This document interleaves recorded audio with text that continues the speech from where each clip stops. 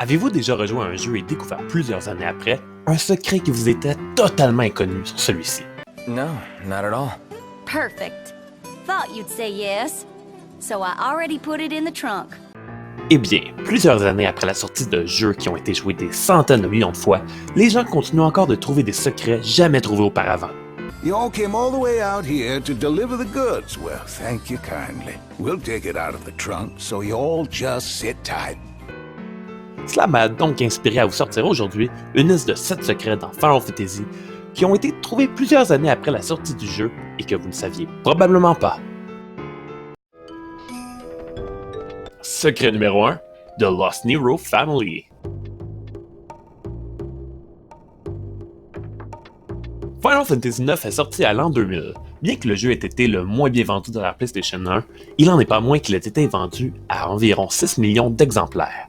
Mais c'est en 2013, soit 13 ans plus tard sa sortie, que quelqu'un trouva un side quest qui n'avait jamais été trouvé par personne auparavant.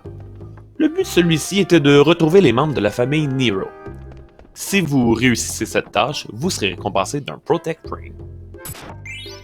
Bien que cela ne changera pas grand-chose au jeu, il est tout de même réellement impressionnant de trouver un side quest après autant d'années passées. Numéro 2, la photo d'Hironobu Sakaguchi. Si vous avez déjà joué à Final Fantasy VII, vous avez certainement fait, comme plusieurs autres personnes, le tour de Rocket Town à quelques reprises. Mais c'est seulement après de nombreuses années suivant la sortie du jeu que quelqu'un remarqua quelque chose d'étrange à propos de ce cadre se trouvant dans une des maisons de ce même village. Après quelques recherches, on a finalement pu remarquer que la personne sur ce cadre était en fait nul autre qu'Hironobu Sakaguchi, le créateur de Final Fantasy. Un peu comique d'avoir son visage dans son propre jeu, n'est-ce pas?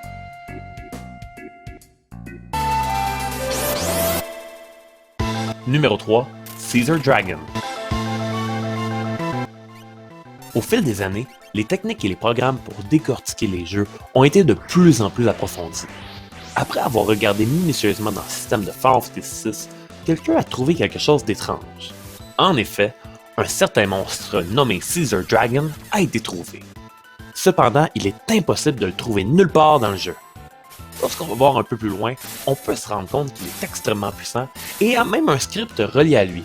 On peut y lire notamment les paroles Mwahaha, Humans and their desires, I'm free at last, I bring you destruction, I bring you terror, I am Caesar, prepare yourselves.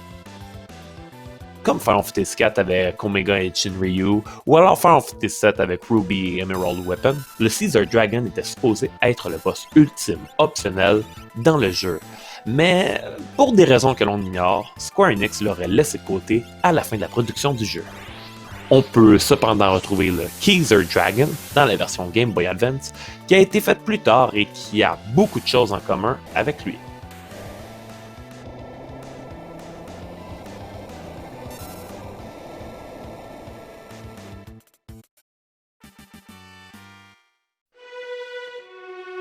Numéro 4, la Debug Room. Dans la majorité des jeux, les créateurs ont un Debug Room avec lequel ils peuvent tester leur création. Cependant, ils sont toujours inaccessibles ou même enlevés lors de la publication du jeu. C'est normal, les producteurs n'ayant aucune envie de nous voir jouer là-dedans. Mais il n'y a pas si longtemps, quelqu'un a trouvé un moyen plutôt complexe de se rendre pour la première fois dans la Debug Room de Final Fantasy VII. Et ce qu'il a trouvé ne l'a pas laissé de glace. En effet, si vous réalisez tout le long du processus pour vous rendre jusqu'à cette pièce, vous pourrez y trouver Iris en format géant. Celle-ci pourra vous téléporter à l'endroit de votre choix dans le jeu. Bon, ce qui est un peu normal pour un debug room. Mais cependant, ce qui est anormal, c'est que si vous vous rendez jusqu'en bas de son menu, vous verrez l'option d'aller à Hades. Une mauvaise traduction pour dire « aller en enfer ». Et Iris vous répondra « Didn't anyone tell you? This is Hades ». Ce qui veut dire « personne ne vous l'a dit ». Ici, c'est l'enfer. C'est un peu creepy, n'est-ce pas? Numéro 5, Attacking Dalek.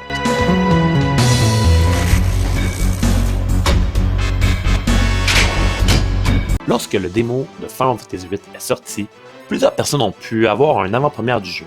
Et comme dans la majorité des jeux, plusieurs détails ont été changés à la fin de la production. Cependant, il est rare de voir une musique être totalement retirée du jeu et remplacée par une autre.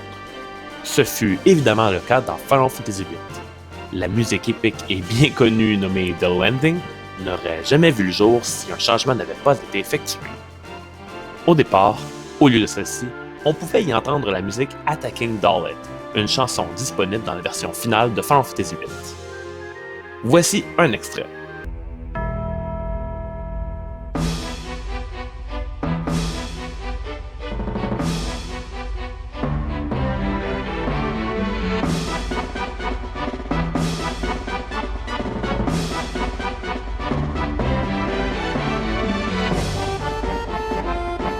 Plusieurs personnes croient qu'elle n'a pas été utilisée puisqu'il y avait trop de similitudes entre celle-ci et celle du film The Rock, mettant en vedette Sean Connery et Nicolas Cage.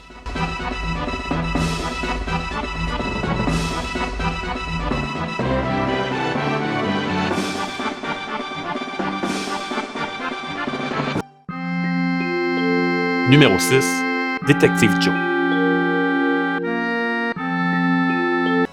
Est-ce que ce nom vous dit quelque chose? Eh bien, il devrait. Cela était en fait le nom que devait porter Cloud au tout début. En effet, notre personnage bien connu était supposé être un détective. C'est en entrevue avec les créateurs du jeu, soit plusieurs années après sa sortie, que Tetsuya Nomura a dévoilé que Sakaguchi avait l'intention que le tout se passe dans la ville de New York et que Détective Joe serait là afin de résoudre les crimes. On est loin du jeu que nous avons présentement.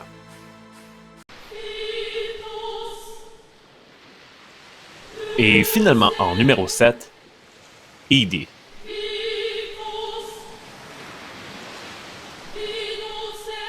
Bien qu'Edie soit un personnage extrêmement important à l'histoire de Final Fantasy VIII, elle n'aurait pas été créée pour ce jeu. En effet, elle aurait été créée au tout départ pour figurer dans Final Fantasy VII. Appelée The Witch, elle devait être une servante de Jenova. Cependant, puisque la production de Chrono Trigger avait beaucoup de difficultés, le staff de Final Fantasy VII ont mis leur jeu sur pause pour aller donner un petit coup de main à leurs compatriotes.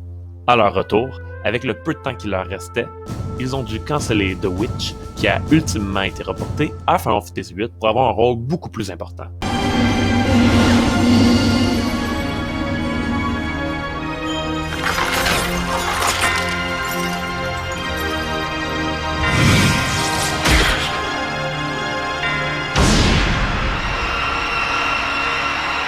De plus, on sait même que Fujin et Raijin devaient initialement également faire partie de ce jeu, mais auraient été cancellés suite à leur ressemblance beaucoup trop frappante avec les Turks.